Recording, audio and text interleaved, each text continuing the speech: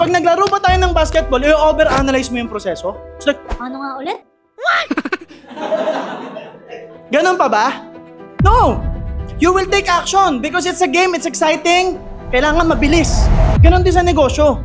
Pag tama ang mindset mo, you will not think too much.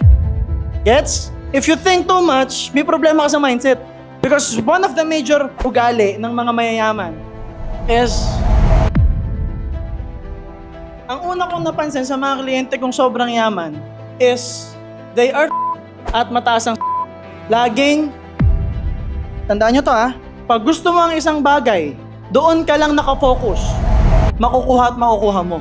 Ganun kasimple. To be honest, nakafocus ka ba lagi?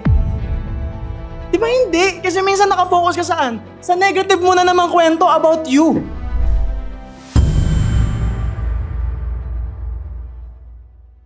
So nasa actions yun Yun ang purpose ng clear intention. So ulitin ko po sa inyo, ang mga mayayaman, sobrang simple po mag-isip. So pinapaintindi ko po sa inyong lahat ito para maging simple po yung pag-iisip niya. Yung pala yun. So ito yung gagawin ko. Kasi ang mahirap sa atin, pinaintindi ko sa inyo yung structure, ito yung gagawin. Hindi kayo nagja-jump to sa gagawin. Ino-overanalyze nyo yung tinuro ko. Samantalang kaya ko nga siya tinuro para magets mo, para doon ka na sa gagawin. Are you with me? Kasi hindi naman pwedeng hindi mo naiintindihan how it works. Diba? Sino dito nagbabasketball? Tapusin ko lang tattoo ko, Sara. Lalaro tayo. Promise. Tapusin ko lang. Basketball, sino? Sige, tayo kayo. Handa na ba kayo matalo? At masaktan? Hindi, pag naglaro tayo, hindi ako nagpapatalo talaga. Magdala ka ng maraming rub, saka roots. Ganyan. Di ba? Joke lang. Stretcher, ganon. Let's just say we talked about the basics. This is how you dribble, ganito magdepensa, ganito mag-shoot, step by step process. Para mag-shoot, you get the ball, you aim. Basta may proseso. Sisimula mo sa paa yung may force pa, Naka-physics pa lahat, Tapos gaganto, tapos talabas yung dila, tatalbog. Diba? May proseso. You with me? Ngayon, pag naglaro ba tayo ng basketball, i-overanalyze mo yung proseso? So like, ano nga ulit? Ganun pa ba? No! You will take action because it's a game, it's exciting. Kailangan mabilis. Ganun din sa negosyo. Ang problema, pag nagnenegosyo ka, binigay sa'yo yung gagawin, imbes na ito daw yung gagawin. Hindi, parang, paano nga ulit? Tapos inisip mo yung training 2 years ago. People tend to overanalyze. Masyadong nandito. Pag tama mindset mo, you will not think too much. Gets? If you think too much, may problema ka sa mindset. Bakit? Sasabat ba ganun? Because pag hindi ka masyadong nag-iisip, especially overthinking, it means that you are assured with your thoughts. Alam ko na, gets. Action. Naiintindihan niyo ba ako? Because one of the major ugali ng mga mayayaman is they take action quick. Mabilis po mag-action. I think I asked this to someone. I was very lucky. Kaya sabi ko sa inyo magpayaman kayo so that you can have access. I have access to one of the most expensive suit makers in the Philippines. The price ranges from like 200,000 to 1.2 million per suit.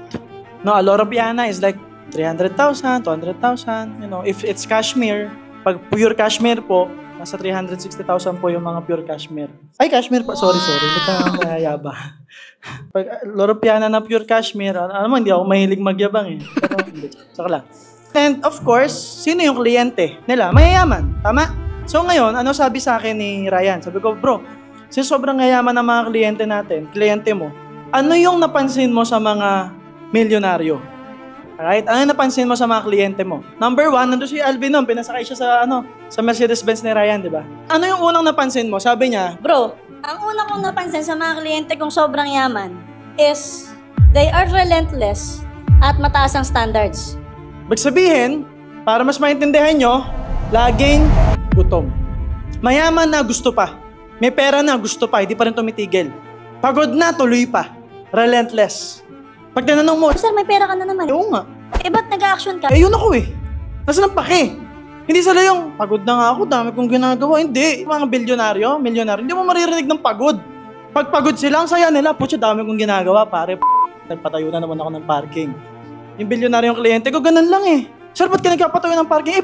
Bibili akong Ferrari Dugyot lang siya. Dugyot niya. Pawis-pawis yung kilikili. Wala siyang pake. Bakit? Bilyonaryo nga siya Are you with me? Ngayon, ano yung pangalawa? mabilis mag-decide. When you go to Common Suits, siguro mga 15 palapag yung pamimilian mo na fabric, sobrang dami mong pamimilian na botones, mga botones, even this, ito may tahi dyan, pipiliin mo yan, ilan yung botones dito, saan nakaposisyon to, ano yung cut, lahat po yan. Pati ito, kino-customize yan, may lalagyan ba ng ballpen, ito, may lalagyan to ng ballpen, naka-customize po yan. May ballpen dito, may isa pang bulsa, lahat po kino-custom. Lahat pinag-iisipan yung size ng lapel. Diba kalimitan iba, ang liliit ng size, ganyan. Yung sa akin, laging malaki. Are you with me? So, sobrang dami mong options. Pero napansin namin ni Ryan, si kliyente, pag nakakita ng gusto, hindi na maghahanap. Hindi na explore ko yung ibang option. Hindi, gusto ko yan. Sabihin ni Ryan, sir, you wanna try this? No, ito na, okay na to. Saka na yan, pagbalik ko na lang. Ito muna. Gusto ko to eh. Sir, may mas bago po dito. Gusto ko nga to. Hindi mo mababali yung desisyon niya. Pag gusto. Are you with me? Pag nag-decide. I met one client. Di ko pwedeng banggitin si He's a billionaire. Siya yung gumawa ng kalsada sa Antipolo. Siya rin ang gumagawa ng kalsada sa Las Vegas. Right? He's an architect. So, big person. Like, so big. Malaki din talagang tao. He was wearing a Patek Philippe. Sabi ko, sir, grabe, ano bang sekreto ng mayayaman? Sabi ko, sir, anong napapansin mo, sir, sa mga kagaya mong mayayaman? At sa mga kliyente mong mayayaman, sabi ko. Sabi niya, alam mo, mayayaman, walang pakialam. Ano ibig sabihin, sir? Basta gusto mo. Tapos kunin mo. Ang gugulat kang simple architect. Di ba nag-expect ang dami niyang sasabihin? Hindi eh. Sir, yun lang talaga. Yun lang, pag may gusto ka, kunin mo. Sa ganyan ako. Ano pa, sir? Basta may gusto ka, kunin mo. Ano ba gusto mo? Etong relo na to. O di kunin mo. Sir, paano? Di kunin mo nga. Tapos hindi ko makakalimutan, sabi niya. Alam mo, ikaw, nag-expect kami sasabihin ako. Hindi ko responsibilidad kumbinsihin ka na kukunin mo. Hindi ko rin responsibilidad na ituro sa'yo paano mo kukunin. Kung hindi ka marunong mag-isip kung paano mo kukunin, hindi mo makukuha. So, kunin mo. Isulat mo, gawin mo, kunin mo, tapos. Sir, paano nga? Di alamin mo. Ang dami mong tanong. Ito. Pinubad yung relo, pinusuot sa akin. Parang, as time goes by, the more that I realize that these people, hyper-successful people, iba talaga sila mag-isip. Layo. Lumabas kami. Nagkwento siya. Sabi niya, alam mo, inoperan ako ni Porsche kasi kaibigan ko yung may-ari. May lumabas kasing 911 na classic. So it's worth 50 million. Yung mukhang luma na maliit, pero mahal po yun. Yun yung mahal. Pero bagong labas na luma. Alam mo yung bagong luma? Kasi may naggagawa ng vintage, di ba? Kaya lang lumang-luma na yun eh. Naglabas si Porsche ng vintage, pero brand new. Kasi gusto yun ng mga collectors. So naglabas 50 million, 5 peraso lang sa Pilipinas. Sabi niya, alam mo MJ, ito, wala akong hawak na pera. Tas kotse lang naman yung pero wala akong hawak na pera. Wala akong running project, okay naman ako, inalok ako ng Porsche. Nagka-problema tuloy ako. Sabi ko, sir, ano ginawa mo? Di pinili ko. Sabi mo, wala kang pera. Di nagkaroon ako, gusto ko eh. Pag gusto mo ang isang bagay, tandaan nyo to pag gusto mo ang isang bagay, doon ka lang nakafocus. Makukuha at makukuha mo. Ganong kasimple. And notice how, dalawa lang yung formula. Gusto mo, mag-focus ka lang doon. To be honest, nakafocus ka ba lagi? Di kayo makasagot, di ba? May gusto kang kotse, nakafocus ka ba lagi? Di ba hindi? Kasi minsan nakafocus ka saan? Sa negative mo na naman kwento about you.